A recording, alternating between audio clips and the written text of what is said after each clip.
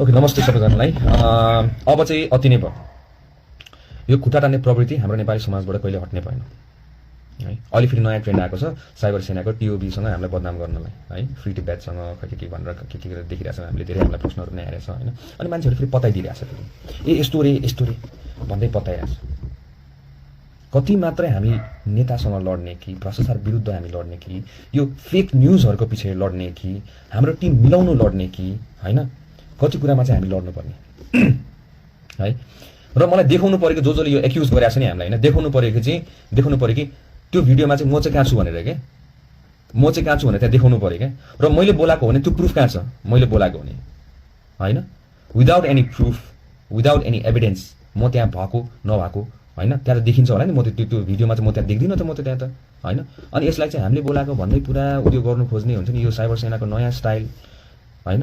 अनि यो फेरि हामीहरू पत्ताउने, हामीहरू त्यति डम छौँ र हामी पढे लेखेका छैनौँ।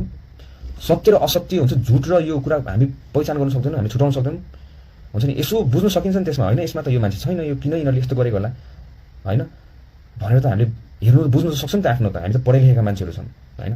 तर होइन, यस्तो भिडियो आयो लो ए हो रहेछ होइन, ए हो रहेछ हेर्दा यो त यस्तो पो रहेछ भन्ने क्या होइन।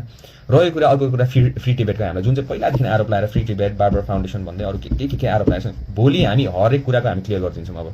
अब चाहिँ अति भयो। भोलि यत्रो ठुलो टिभीमा राखेर हाम्रो अकाउन्ट एक रुपियाँको हामीसँग हिसाब छ, त्यो पैसा कहाँ गएको छ, कुन ठाउँमा गएको छ र कुन मान्छेलाई समेत गएको छ हामीसँग फोन नम्बर हुन्छ होइन। हामीलाई थाहा थियो यस्तो दिन आउँछ भनेर। कुनै दिन त आउँथ्यो हामीलाई खुट्टा टान्नेहरू त होइन, हामीलाई थाहा थियो।